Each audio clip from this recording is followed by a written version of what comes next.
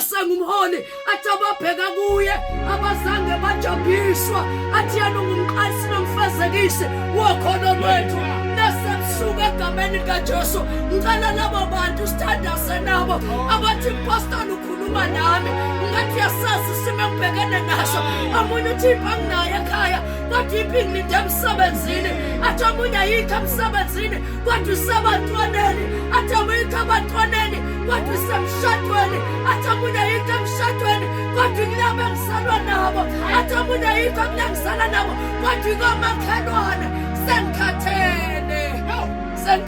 ebusuku senkhathele mangcwele ngenze konke kodwa senkhathele wasakuJesu Jesu uzophumuza Jesu uzokupha ukuthula lithi iBhayibheli jwayelana naye ube nokuthula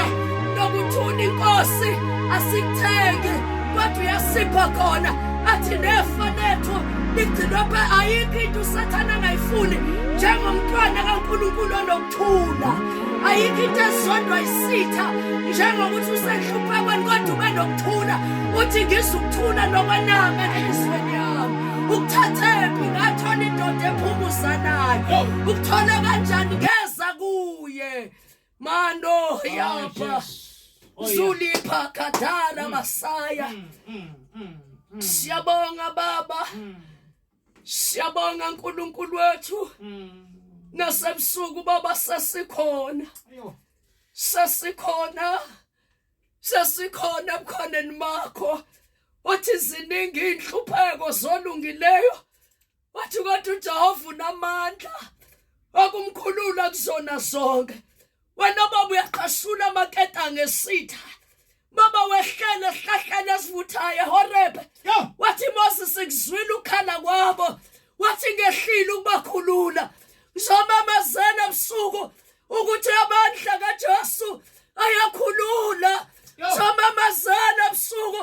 ukuthi ayikho engenzeki kuwe ngizomamezela ebusuku ukuthi uJehova ungimelusi asikweswela ngizomamezela ebusuku ukuthi singayaphi masingasuka kuwe ngoba amazwi okuphila awuJesu kuwe ngizomamezela ebusuku ukuthi wena baba wethu ongcwele uyafohla njengamanzi esimweni sethu siyabonga baba mulipha dala basaya napa mangcwele abathi sithwele kanzima napa baba bathi imthwali yasinda mangcwele hlala kubo iphapapaya